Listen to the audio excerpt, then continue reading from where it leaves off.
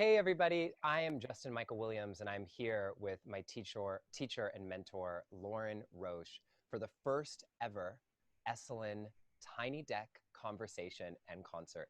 And I'm really so excited and so honored to be here with you guys and to kick this off with my teacher, Lorin. And, we wanted to set this up to give you just the most incredible and beautiful view of this beautiful place that we all know and love so much, Esalen. And I think this was the best place for us to set up for our first Tiny Deck conversation.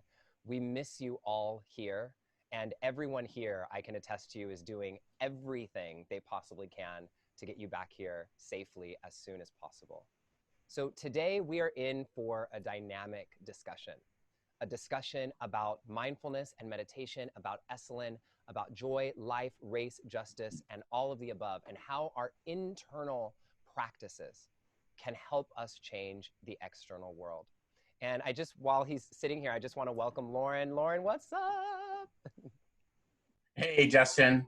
So 51 years ago, I was standing right there where you are. 51 Right there. years ago. Yeah, right there and down below and then in the rooms studying what Esalen was offering. Wow. These genius teachings that Esalen has been offering for more than half a century, really since way before I got there in 1969. Yeah, it's really such an incredible experience to be here and to be at, I think, the verge of what is the next wave, of thought leadership and in the human potential movement, really, and what the next wave of that really looks like, coming from a place here as iconic and as important to all of us as Esalen. And, Lorin, what I wanted to do to start is I have to tell people the story of how we met, because I think it's really interesting right now, considering all the divides that are happening in the world. Like, people would not expect that you and I are as close as we are, given what's happening in the world right now. And I think that one of the big reasons why I wanted to start with this with you is not just to honor you for all that you've brought into my world and my life, and again, because of that, into the lives of countless youth and children and people of color around the world, but also to really just show that we are coming together. Like, we are already coming together, and the world is more connected than it is divided, even though the media is showing it to be otherwise. So I'm going to tell the story the way I tell it. You can feel free to chime in, Lorin, on anything, and then we're going to get into some questions. So basically, I want you guys to imagine this is 8 years ago, I believe, almost 9 years ago, and I got invited to go to a birthday party. And to give you guys context of where I was and what was happening in my life, I grew up in a home quite literally with gunshot holes on the outside of my house, and with domestic violence and trauma. And when you grow up in that kind of environment, and we all have our traumas that we grow up with, you adapt, obviously, right, in some way. I think so many of us have come to Esalen because of the adaptations that we're trying to make to our traumas. And so for me, what happened for me is I became the overachiever, right? I tried to check every box on the list. And of course, that created, which I think so many of you will relate to, the experience of being someone whose achievements kind of were attached to my self-worth and my sense of self-worth. And so fast forward, and I do all the things and check every box on the list, graduate at the top of my class, get a full ride academic scholarship to go to UCLA, start this marketing company when I'm in school, and do all these things to check all the boxes and fulfill every expectation that I thought needed to be fulfilled. And then what happened is I looked around me, and my external world looked exactly how I had always dreamed of, but my internal world felt terrible. I still felt almost exactly like that little boy who was growing up in a home with gunshot holes outside of his house, even though the outside of my house looked all lavish, outside of my life looked all lavish and beautiful. And so one of my mentors had first suggested to me, a therapist actually had suggested to me, that I try meditation. Now you have to remember, this first time this happened to me, this was like over a decade ago. I didn't know any Black people meditating. Oprah had not done a meditation challenge yet. And literally my response to my therapist was, "Meta what? Isn't that worshiping the devil?" That's literally what I said. And so fast forward a little while later, and I get invited to go to this party. And I get to the party, and it's a bunch of people who I didn't know. And I'm sitting down at the party. So I want to give you the scene. I'm like recently out of the closet, like very extra flaming gay. I think I had a ponytail at that time, right, Lorin? I was wearing like deep V-neck t-shirt and like tight jeans. And I sit down in this chair, and sitting next to me is this older white gentleman. And we sit down next to each other, and he leans into me and says, "Hey, young man, how was your day?" And I start telling him that I was trying to get into meditation, but I didn't like it. I couldn't get my mind to stop thinking. I didn't know why people were talking about it. I started telling him about my trauma and how I grew up and all this different kind of stuff. And we get into this deep conversation about meditation and the reason why it could work for so much more than just relaxing, but how it can actually help us, become more essentially alive.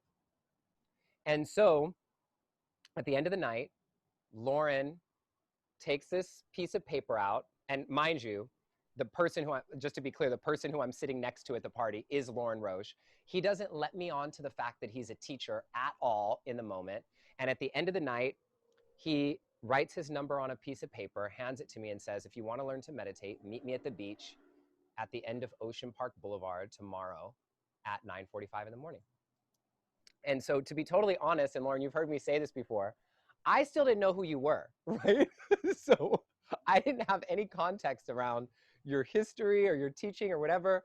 And you and Camille were there. And I remember I was thinking, is this man trying to pick me up? I remember that's what I thought at first. and so and so I go to Christy, who is my friend who invites me to the party. And she then tells me who Lorin is. And the next day I went to the beach. And that day, my life changed forever, literally, Lorin. That day, you changed the trajectory of my life forever. And I can't thank you enough or tell this story enough. Because what happened that day when I meditated with Lorin was for the first time, I think ever, and you have to imagine how important this is for a boy who grew up in a home with gunshot holes outside of his house in the hood. For the first time ever, I saw a future where my opportunity and my possibilities were bigger than my circumstances. And at the end of that practice, Lorin just said, "You have my number, and I want you to try this every day for 2 weeks. Check in with me every day. And if this works for you, I'll teach you everything I know." And I'm looking at you, Lorin. I remember thinking, why? I remember I was just thinking that always, like, why are you being so generous? Like, why are you offering this to me? This boy who really no one had ever offered anything to me that beautifully with nothing in return, asking for nothing in return. And I remember you saying something like, one day there are going to be people who need to hear your voice and your perspective who don't need to hear mine. And so fast forward, and here we are almost a decade later, and have put out a book on meditation called Stay Woke, thanks to Lorin even introducing me to his agent.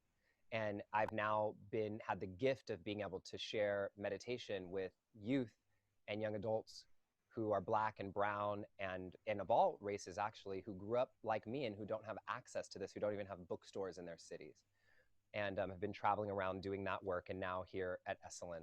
And so, Lorin, I just right here, like publicly in front of everyone at this place that is so special to the both of us, just want to thank you and honor you for the teachings that you bring to this world, for the love and generosity that you bring to the world, for the depth of integrity and heart that you bring to each and every single one of us, and especially and particularly to my life, because quite literally, like, I would not be sitting here, I would not be who I am today at all if it were not for you and your generosity and your love. And so I just want to tell that story as we get in for context for people on why we're even sitting here together today. Anything you want to add, Lorin? Yeah, well, it's such a circle because in 1969, I was there on that spot, and in the same situation as you. Esalen at the time in the late 60s was like kind of a university. There was a circle of geniuses at Esalen, and they had the same attitude towards me as you're talking about me towards you, that here, kid, here's the best thing I ever learned in a lifetime of exploring. And there was unlimited generosity, just like, here, take it and run with it. And I was making a list this morning of the people who I studied with. Oh, I can't wait to at hear it. Esalen. I've never heard this list. Yes, what is it? And it's extraordinary. I didn't realize how many there were. From Abraham Maslow, I learned, like, study healthy people. One of the things that he taught was, let's study healthy, high-performing people and see how they do it. And I was working at a lab that was doing research on meditation. It was my job to help me pay for college. And so I started interviewing people who were thriving in their meditation practice. Then Fritz Perls, who used to beat up on all the meditation types, he criticized them ruthlessly, but he was right. Perls knew that the instincts are to be ridden, not suppressed, and that in our mind, things come to the foreground when they need attention, and then they fade to the background. And this is a profound teaching on meditation. When your mind does not wander and there's nothing to suppress. When a thought comes, it needs attention. And when you give it attention, then it'll fade into the background. That changes everything. Lorin, can you say really quickly before you go to the next thought, and I want you to continue on this, is that was the, I think, biggest kind of aha teaching for me that changed me from being somebody who was trying to meditate into somebody who was actually able to meditate. Once I really understood that a natural rhythm of our brain, of our lives, is the thoughts come and go, and we beat ourselves up so much trying to stop that. Why do you think people do that? Why do you think there is this belief that we have to stop our thoughts? Where does that even, like, why is that happening? It comes from monks and nuns. There's this very small group of people, not quite 1% of a human population, that are naturally celibate. Maybe it's more, maybe it's 4 or 5%, but they want to be celibate, or they're involuntarily celibate. And so they're off, maybe in an ashram or a cave, and their practice is very different than people who live in the world. So their practices, they do have to block out things. And they wrote all the books, though. Until recently, these amazing people, they're called renouncers. They take vows of renunciation.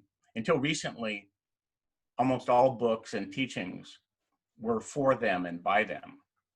And so there's an emphasis on detachment and cutting yourself off and blocking the flow of desire. Yeah. And I remember when you told me, Lorin, like that, you know, what we want to be practicing, like I know Shauna Shapiro, who's teaching here very soon with me, says, you know, what we practice grows stronger. And I was remembering when you first taught me this, like, why would we actually want to practice detaching from our lives?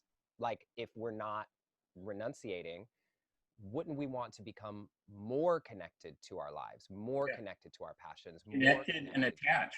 Exactly, and attached. In a way, it's the opposite. For people who live in the world, in many ways, the techniques are the opposite of the stereotype.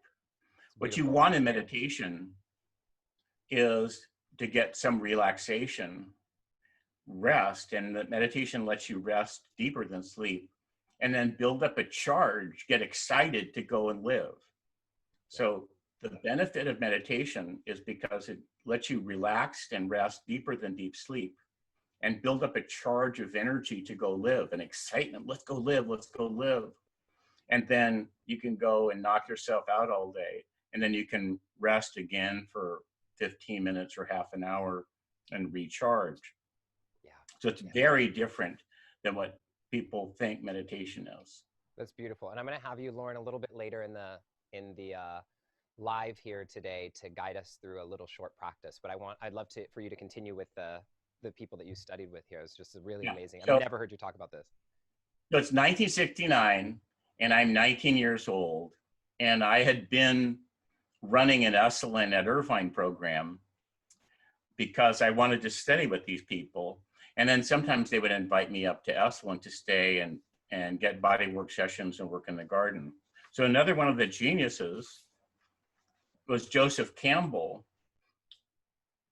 and his work on mythology and his cooperation with Jung revealed that there's a rhythm to experience. There's a structure to our internal experience, and it resembles the action stories and the epics of all time. That there's a desire, we need something, there's obstacles to that desire, there's allies we meet, there's challenges we have to work through, and then finally we get to taste the elixir.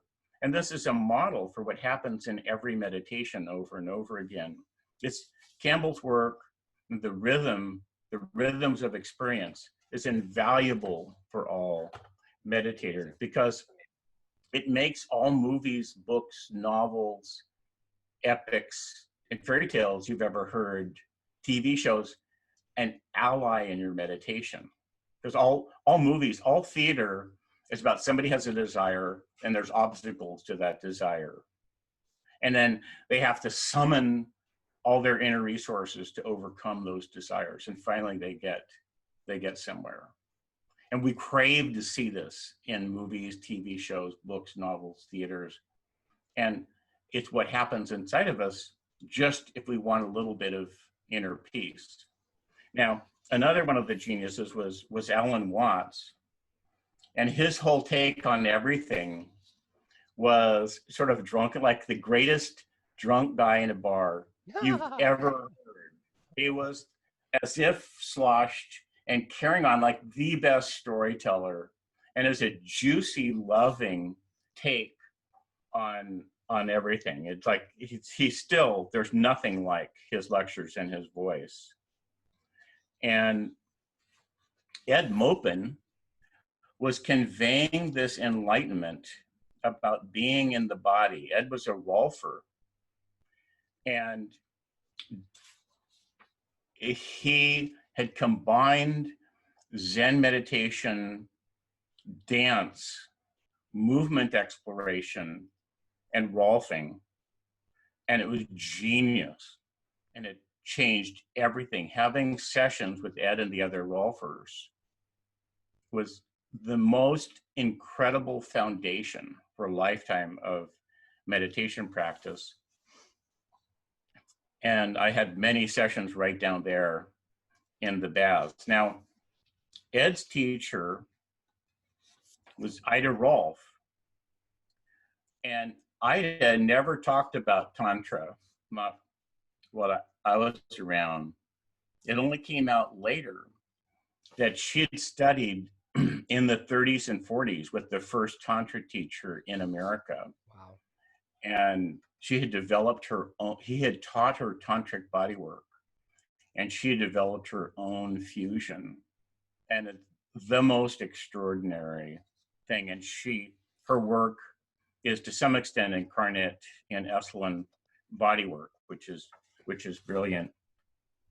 And it's a way of bringing the enlightenment right into your tissues, right into your tendons and your joints, and the bounce in your tissues and mobility, the ability to move in all directions, the alignment of the body with gravity. One of the things that Rolfing bodywork focused on was the alignment of their body with gravity. Well, if you want to meditate and gravity is your friend, this changes everything, because that pull inward, or that attraction, then becomes a kind of a blessing, and you're absorbing nutrition from it. And Ida is pretty much the only place I ever heard anybody talk about that and also show you with their fingertips. And it's a life changer. That's amazing, Lorin. You know what? I think one of the things that, first of all, after all these years of talking to you so much and knowing this, I've never heard you go through this like this. So this is absolutely fascinating for me. And I think for people who've been a part of the Esalen community, that, you know, you're studying with all these people who the buildings here are named after, you know, and not only that, but I think more importantly, how these different elements can be woven into our internal practice and landscape, so that it's not even necessarily about you having to come here or go there or study with this master or do this, but so that you can like generate that level of practice within yourself at any moment wherever you are, just by closing your eyes, you know. Absolutely. Just All of these people they had studied Tantra and meditation and Zen and yoga, and in a sense, they had debugged it and evolved it. They had actually figured out what's wrong in it, what doesn't work for people who live in the Western world or for people who aren't monks. They had figured out what's broken in it, what's an error in translation, and reinvented it, and we're just offering it. And we're still learning to inhabit that. Now, Emily Conrad is a movement dancer, subtle dancer genius that was teaching at Esalen.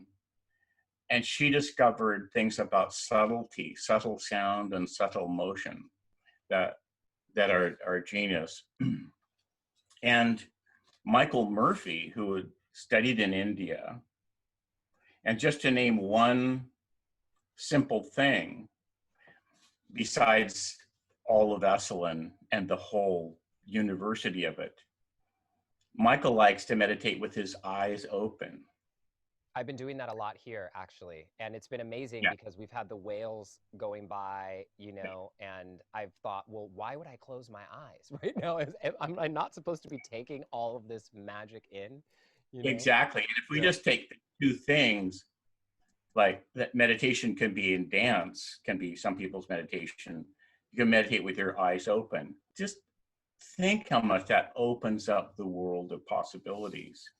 Now, Aldous Huxley was another genius, and he understood some things about the psychedelic journeying and the revelation that comes from psychedelics that's still unfolding, and his wife, Laura, who I studied with. These are brilliant teachings about a healthy life-embracing approach, where you go off on a journey, say a psychedelic journey or any journey, and then you return to your daily life refreshed. A person whose teachings are actually everywhere these days, this woman, Charlotte Selver, who taught sensory awareness right where you are sitting right now. And her work on things like taking a raisin, take a little bite of something and just stay there with it for minutes, let it melt. This is an exercise that's used in mindfulness training all over the world. And my hunch is that she is the one who developed these practices, which are now used all over. And one of the other founders of Esalen was this guy, Dick Price. And what I got from him is just radiant joy. He had tremendous obstacles in his life, and he always came back with like the sun, just radiant. So this circle of geniuses was just there at Esalen, generously sharing all these teachings.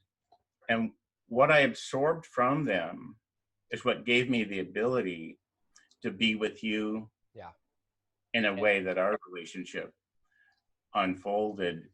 That gives me And so much context. Sorry, go ahead, Lorin. yeah, and I feel that Esalen is still ahead of the culture. And these things that we've named, in many ways, some of them have permeated the culture, like in the form of the different forms of mindfulness. But the full synthesis of all this, because it's one seamless body of knowledge that all cooperates, that all together, all those things I mentioned, allow a human being who has a busy life to thrive in meditation year after year after year and be healthy. And it's something that was alive and vibrant at Esalen in 1969. And I And think still I is. bonded with it. It made me what it gave me the gift. Well, you know what, Lorin? It's so what's so special to me is I think this now I'm here now as the artist in residence at Esalen, and I think this is my 10th or 11th time here. I was trying to count, but I can't quite remember because I've come, in the last decade from coming here. I think the first time just about 10 years ago, and coming first to, the first time I came here was with Sienna Sherman for the yoga event almost a decade ago, and sleeping up in the art barn in a sleeping bag, and then transitioning from that into assisting with you and in different people, and then transition, and then also coming from my time to reflect and taking workshops as a student, and then now becoming faculty this year. I was just really reflecting on how special and how much of a transfer it is that, like, this place is so special to you, and hands down is everyone in my life knows that, like, this is the most sacred and special place for me. And when quarantine started, COVID started, I remember one of my friends asking me, if you could close your eyes and be anywhere in the entire universe ever, where would you be? And in 1 second I said Esalen. And so it just is so special that we both share, I think, the essence of this place and how important it is. And what I wanted to ask you is, you talked a lot about what has happened and these incredible teachers that you worked with, and how that has informed the way you've been able to teach and be generous. And I'm with me and with the world, really. And one of the things I wanted to ask is, what do you think is next? What do you think is on the next frontier for Esalen as an organization and as a body that is doing good in the world should be or could be doing next, as it revolves around being a leader in this movement for change? It's somehow to find a way to take Esalen out into the world more, because only a few people can actually be there on that spot. But the richness of the teachings that Esalen is the custodian of, like a reservoir of an experimental lab for, these need to be available wherever, where the rubber meets the road, out in the middle of cities. I'm not sure how that can happen. Yeah, well, I think a little bit of it's happening right now. So it's great, thanks to I the mean, internet. in just in the United States, there's something like 35 million people, I think, at last count. That was government statistics, meditating in some way on a daily basis. So people are experimenting with these mind-body disciplines, but people need coaching. Yeah. Meditators, when people who meditate every day, they're like athletes. It's good for an athlete who's like running many miles a day, or bicycling, or swimming, or it's good for them to have a coach to check in with, like, how's my swing, or how's my stride? And meditators need to be able to check in with a skilled coach who will spend some time with them and see what they're doing and say, well, that looks pretty good, or here's a tip you might find useful. And I remember that was one of the biggest things. I remember when I was first starting, and even after a few weeks of checking in with you, we're like, keep checking in every day, just keep checking in. And I was like, I remember asking you, like, why? Like, I'm doing the same. You want me to check in with you every day? And I remember you saying, it's invisible. Meditation is invisible. And if you were doing an asana practice or any other thing and your knee was slightly out of alignment, the teacher would be able to see it and look at you and say, hey, you're doing that wrong. And if you keep doing that wrong over and over and over, you're going to jack up your knee and you're going to end up having knee surgery. But what happens in meditation is we're all alone, doing it with apps, doing it with whatever, oftentimes really, and I think, Lorin, one of the things that we share is people get really honest with both of us about their practices. And one of the things that you always say is what people are really practicing often is just beating themselves up in their heads for 20 minutes about why they can't stop thinking or why they can't stop doing whatever it is. It's like this masochistic thing happening, which is not really what we want to be practicing. And so when you come to a workshop or study with someone like Lorin or, you know, a teacher that is able to get in there with you, then you're able to avoid, I think, practicing something that could be harming you, even if it's a slight adjustment for too long. I'll give one example for people. One of the first things, I have this in my notes from 2013 with you. I was reviewing some stuff last night. And one of the things that I had was I remember saying, well, Lorin, I'm always like sitting there anxious, thinking that I didn't set my alarm and wanting to look at my clock, thinking, did I not set it because it feels too long, you know? And then, so always in my practice, I was like fighting whether or not I should look at my alarm or like not look at my alarm. If I like look, is it gonna mess up my practice and do that and do this? And you gave me some great advice. I don't know if you wanna, instead of me giving the advice, I don't know if you wanna just share, because I know a lot of people are No, experience that in their practice. you say it. Go ahead. No, you go ahead. Go ahead. Oh, what did I say? Just look at the clock? You said just look at the damn clock. Yeah, if you interview somebody who's been meditating a couple years, yeah, long enough, often you'll find that have like 50 little rules like that they've invented to beat themselves up. These little cages they've put themselves in. And actually what sensitized me to this was because I started meditating in a lab and was working in a lab. And the first book I ever read was Maslow's book, Towards the Psychology of Being, where he said, study healthy people. So I started this project, which wound up taking more than 12 years, where I would seek out healthy meditators, people who were just aglow. And I would interview them for an hour or two and just tell me everything. How do you do it? And this started me on this process of taking detailed reports from people, moment by moment, what they're doing in meditation and how they're handling their experiences. And because for years I was focusing just on people who were just like having the greatest time meditating and the greatest time in their life, I bonded with that way of doing things. I learned so much from the people about how you actually do it.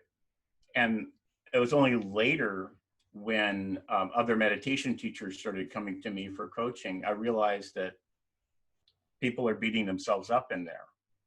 Yeah. Can you just name, just so people know, just some other of these little rules that people make up for themselves in their heads that end up kind of keeping them in bondage in their meditation practice?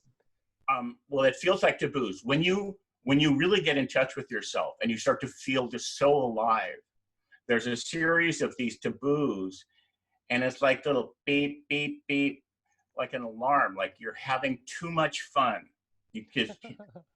You're being too wild. You're feeling too much sexual energy flowing in your body. That's taboo. You're being yourself. Also, meditation is a deeper state of rest than sleep if you're doing it right. You're being too lazy. This is too restful. You're supposed to wake up. Don't fall asleep. Don't daydream. Don't have so many thoughts. Whereas, as a result of getting in touch with yourself, you go through a process that's like dreaming. You might have surges of thousands of thoughts. They're like intense dreams. They're meditation dreams and they're healing. And it's caused because you've clicked into the lost part of yourself. You've come together, and your brain has to go through a lot of reorganizing. I was like, oh my God, because in life we forget often. We forget parts of ourselves. We'll forget to have fun, or we'll forget to be smart, or we'll forget to use our intuition. We'll forget to stand up for our own personal power. Or if we're been alone for a long time, we'll forget how to melt into love and kind of surrender. So we often forget parts of ourselves. And when we reconnect, and yoga is connecting, when we reconnect, we go through lots. We might cry and cry and cry and cry, like, oh my God, saying to yourself, God, I've missed you. Oh, how could I? Oh my God. We might need to sleep a lot.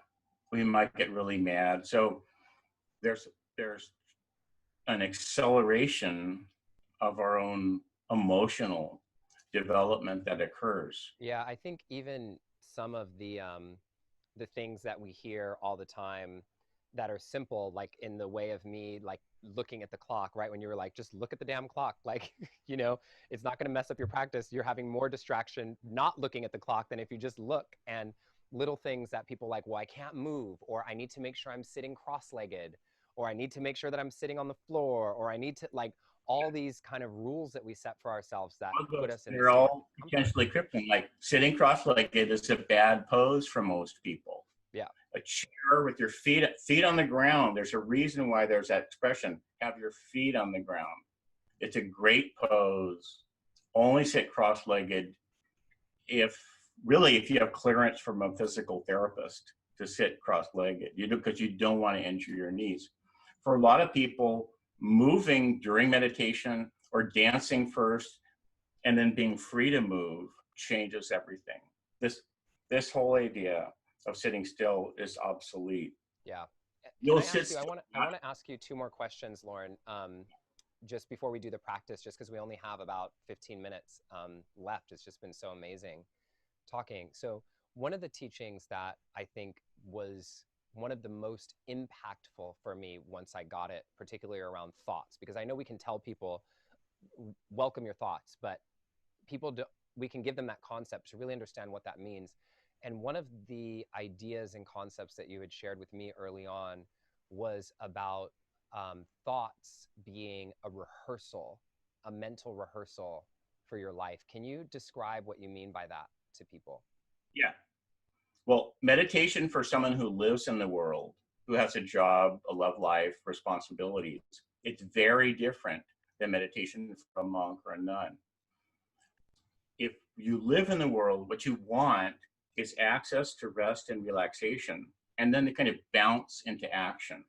You want to build up a charge, and it's like, oh boy, let's go work, let's go love, let's go play, go hang with my friends. So there's an inner and an outer linkage. And for a healthy person, they'll often spend a quarter or half of their meditation like rehearsing future actions. So get what the body will do automatically, we get some relaxation and some recovery from the fatigue of the previous day. And then when the body feels excitement and relaxation, it wants to practice the motions of daily life while in that relaxed state. And this is a form of practice, this choreography. It's not mind wandering. And fire anybody from any discipline that says that's monkey mind or this mind wandering. Just fire them. They don't know what they're talking about. It's amazing. This internal choreography is part of being a high performance individual. And in every other area of life, in the military, when they have missions, actors, business people, doctors, in any area of life where performance is important, people rehearse. And they often will practice relaxation and then rehearse. This happens spontaneously during meditation, and it's brilliant. Yeah, this is so important. The last question I want to ask you before we go into the practice, Lorin, feels really important given the times that we're in right now in the world, which, you know, feels really interesting to be experiencing and witnessing while I'm here in the, you know, the safety and the beauty of Esalen. But I'm wondering, how do you imagine that meditation can help us connect with one another during this time of social injustice and people learning and standing up to fight for one another and what's right and for racial equality? How does meditation fit into this box and connect us to one another in that way? Even a few minutes of meditation can dissolve fear. And anger is based on fear. And a lot of the bad things that happen in the world are because someone had so much fear in their body, so they defaulted to some evil thing. Even a little bit of meditation helps to dissolve fear. It's quite remarkable. Human beings are very resilient, and all of our ancestors had to deal with situations way worse than what we're dealing with here. We're all descended from people who like walked barefoot across a desert with no water for 200 miles carrying a baby, and they somehow survived. So we're up to the challenge. I love this. Genetically, our bodies can handle it. Yeah, go ahead. No, I was just going to say, I love you making that resiliency, because I think one of the things that, you know, a lot of the science is proving now too, is that meditation does actually make us more resilient and have the capacity, give us the capacity to hold more of what's happening in our lives instead of it breaking us down. So I just wanted to add that in. It does. Our bodies thrive on stress. Everything in life is stressful, and our bodies thrive on it. It's like working out. You get stronger as long as you have access to deep relaxation and rest. So meditation gives you access to that relaxation and rest. And then during that time, your body trains itself to be better at coping with stress. And this is one of the great gifts. Beautiful. Beautiful. Now, Lorin, go ahead. Let's do a short, yeah. So go ahead. meditation is not something separate than your own instincts. The ability to meditate is built in. It's built in right to your tissues. Now, many times a day, many times in your life, you just sigh. That's actually the beginning. That's a gateway, a beginning of meditation. So right now, check it out. Just sigh in your own natural way. The way you do, it's kind of a double intake of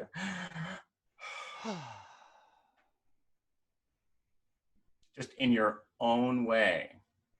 It's like if you were alone and you just went for a walk or a run, or you did some chunk of work.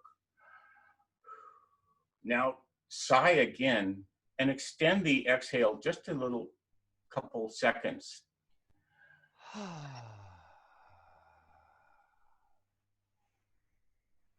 So that 4 seconds is the beginning of meditation. And if you want to meditate for 5 minutes or 20, it's the same thing. Just continue. And each few seconds that you do that, your body will shift more and more into its repair work mode. During meditation, if you approach it in a way that's relaxing and restful, your body will enter this repair, recharge, relax, and then rehearse mode, where it's running maintenance programs, like when you bring a car in to be tuned up, and you'll emerge refreshed. But it's that natural. It's beautiful. You just breathe out slowly and cherish that, and then breathe in, I'm being recharged. Would you mind, Lorin, guiding us through just a short practice experience together, you know, keeping in mind people are watching from all different kinds of places? Yeah. Now, start with the breath if you can. And then ask yourself, what's a quality of life that I'd like to be filled with right now? It could be anything. Give yourself the whole wide world of qualities. What's a quality I'd like to, if it was a drink, I would drink it. If it was a lotion, I'd want to spread it on my skin. If it was music, I want to feel it permeating me. Usually people come up with things like harmony, love, safety, order, peace, abundance, a flow of money to pay the rent, security, home, friends, companionship.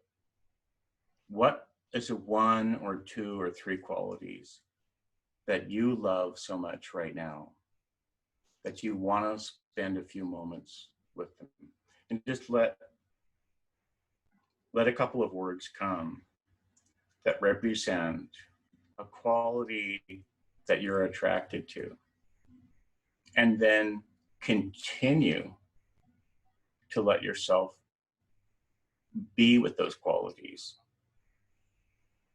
You're already meditating. You're being with the quality that you love. And let your body move if you want to move. You could lie down if you want to lie down. You could stand up and move with the qualities if you want. You could breathe with the quality if you want.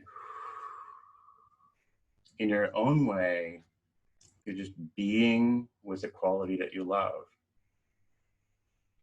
And it's that simple. That's actually it.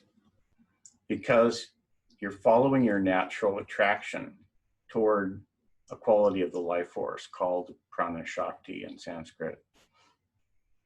And you as an organism, you actually need something right now. There's a quality that you could use more of, like, I'm thirsty, so I need water. Well, there's qualities of energy that we need in any given moment.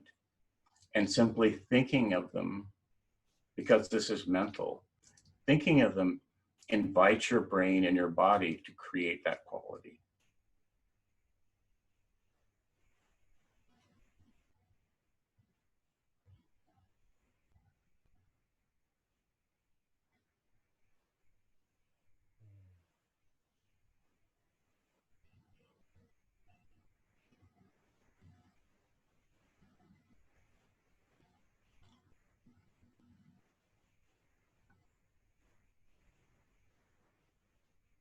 And the skills of meditation are the same as the skills of an intimate, loving relationship.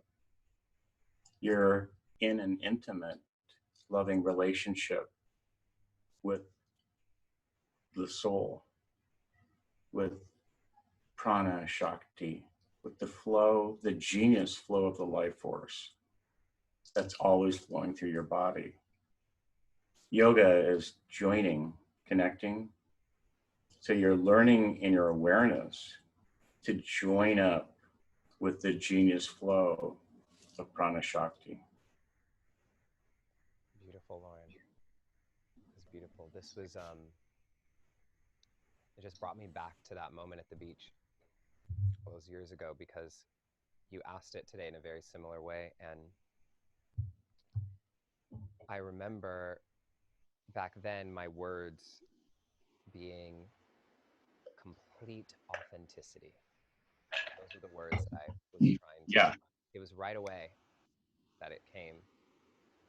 And I think one of the things that's so powerful and important about this way that you share is, like you said, there's an essence or a quality, like we're thirsty, that we need in our lives. And the answer and the knowledge of what that thing that we need is actually just right there within us. And It's shimmering. It's like bursting to get out. yeah, and we spend so much of our lives and our time like pushing that down and pushing it away, Yeah. or not welcoming it in, especially in a practice like meditation. And Yes. I'll never forget when you said, and I put this quote in my book from you, that the real point of meditation is to realize that the guru is within you. And we actually spend so much of our time in our practices, which is not a bad thing sometimes, but looking outside of ourselves to have someone else dictate to us and tell us what we need to be well. So it's Yeah. like we go to this guru or this teacher and say, hey, I'm not well. Can you tell me what I need? Whereas that obviously is helpful in some cases, but we also have to remember and have a practice or even a framework to know how to call upon that guru within us, to know the answer to what we need so that we can be with it and generate it. And you want to learn that style immediately when you begin meditation, because there's another set of styles of meditation that are following an external authority. And when you practice in that way, you can wind up getting further and further away from yourself. The truth of who you are. Yeah. Lorin, we're coming to a close here. Is there anything else you want to make sure that you share with people that I didn't get a chance to ask you before we sign out? Well, if Esalen had figured this stuff out in the 60s, and served it on a platter. Let's figure out how to keep this party rolling, how to keep transmitting these genius teachings that they had figured out and kind of installed at Esalen. There's more to be done. There's tens of thousands of different meditation techniques that we have available. Walk into any bookstore, look on Amazon. There's literally tens of thousands of different styles. But the style that works for you is going to feel like as natural as like your favorite old beat up pair of jeans. It will feel as seamless, like, I feel free, like immediately. Yeah, this is so beautiful. Thank you, Lorin. And, before we Thank you, Justin. I think one of the things that I want to share just as a story of like the transformation of this, of, meditation not just being a practice. One of the things that I've always said is not a practice that's just to help you relax. That's one of the benefits that comes from it. But it's really a practice that helps you become more connected to the essential nature of who you are and to become more. Yes. And yeah. And I feel you're really transmitting that. You've got that. It's the reason why I teach. And you hear me say this all the time. Like, I don't even call myself a meditation teacher, even though I have a book about meditation and I teach meditation. The only reason I teach meditation at all, or the only reason I'm interested in teaching meditation, is because it is hands down, bar none, been the number one tool that has helped me step into the life that I was actually put here to live and to serve in the way that I was built and meant to serve. And I think back, Lorin, to when I met you and how on the outside I had created this world that looked perfect, living 2 blocks from the beach in Venice, driving a BMW, all these things, but sitting quite literally in the seat of the wrong life, and feeling like, I had spent, like I could see myself sometime later in my life, imagining myself climbing all the way up to the top of this mountain that I was trying to climb up,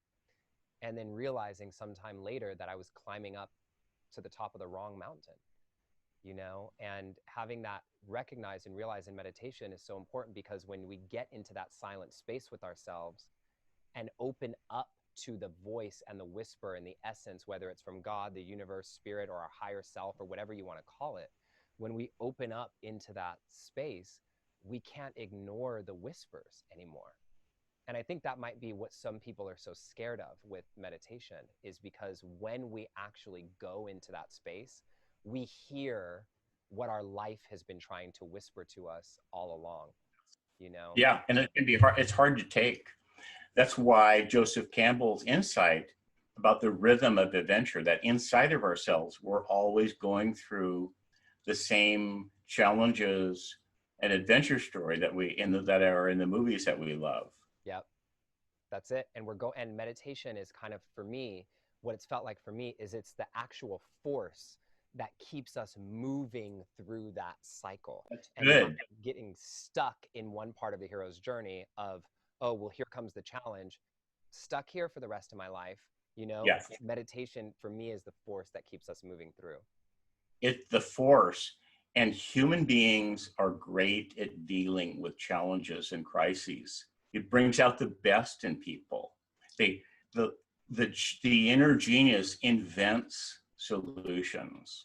Yeah. And meditation is a place where we can relax and rest and then face the challenges and the crises, let them hit us.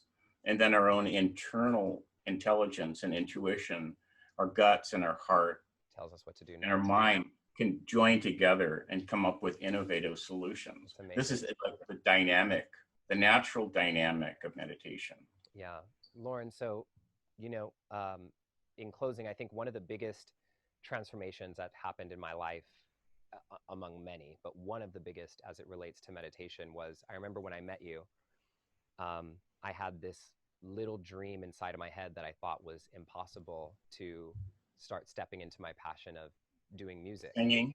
You know, singing and doing music. And I was so afraid to share my voice because when I was a kid, I got teased for being gay and for being different. And I let all the kids who teased me about all that make me think I sucked at everything and stop myself. And, you know, I think we all have these things. We all have these dreams and possibilities for our lives, whether it's about our relationships or our body or our finances or whatever part of our lives that we say are not for us. You know, these business ideas or these art projects that we say are not for us because we're too fat or we're too old or we're too ugly or we're too gay or we're not good enough or we should have started before we had kids or we waited too long. You know, and I remember that when I started practicing with you and using the mantra complete authenticity, it woke up like a snake charmer, this dream, you know, and showed me how to really fully bring it to life.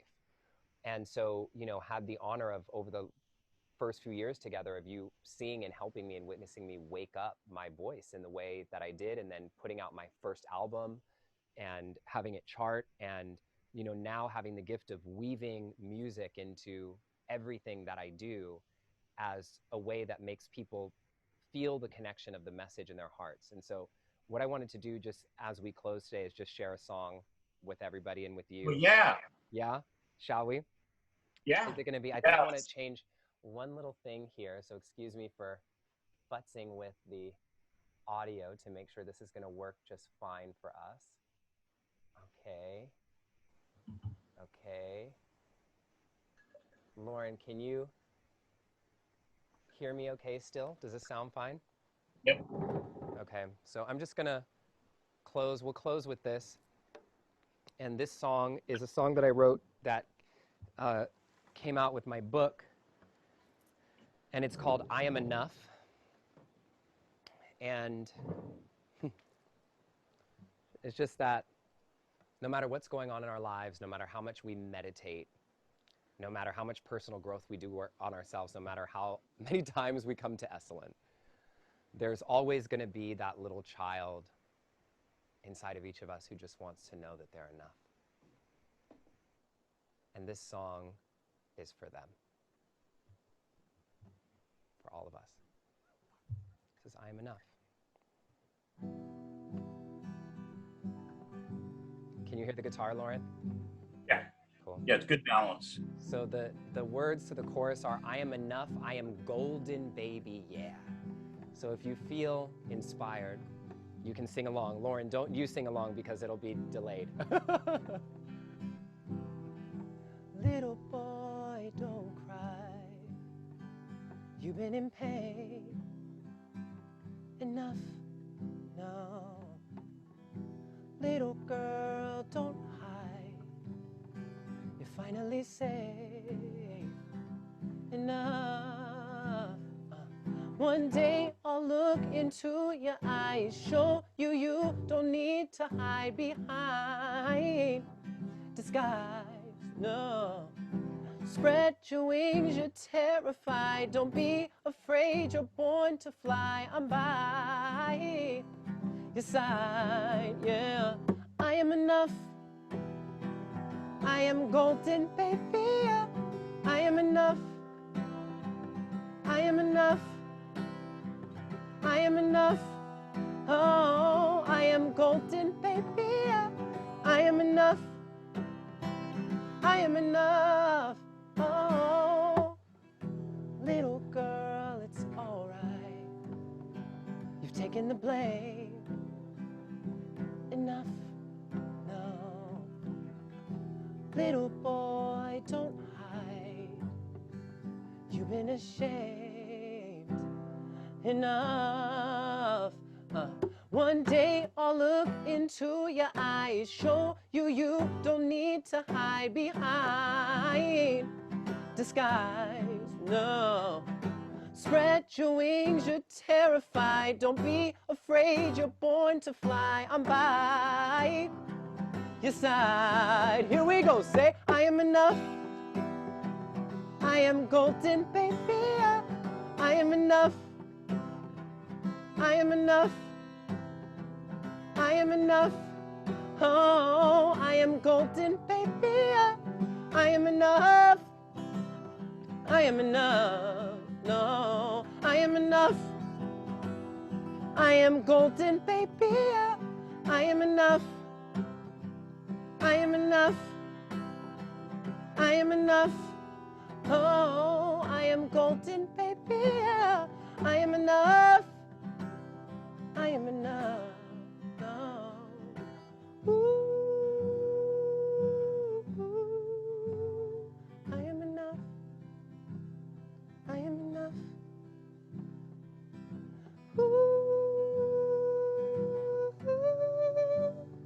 I am enough. You are enough. We are enough. We are enough. We are golden, baby. And I think the message that I want to just share today in closing is, first of all, thank you, Lorin. Thank you. And for all of us, just no matter what you're going through in your life right now, this practice can be a sacred space and container for you to drop into that space within you that is endless and infinite. With all the uncertainty happening in the world right now and happening in all of our lives, including all of us here at Esalen right now, it's more important now than ever that we drop into that space within us that is immovable and unshakable. And this practice will help you drop into it. If you want to learn more about Lorin and his work, you can go to lorinroche.com. You can pick up one of his many books, including the Radiance Sutras. And my name is Justin Michael Williams, signing out. I love you. And I'll meet you right here in this special place again next week. Stay on the lookout for that, for our next Tiny Deck conversation. Bye for now. Love you, Lorin.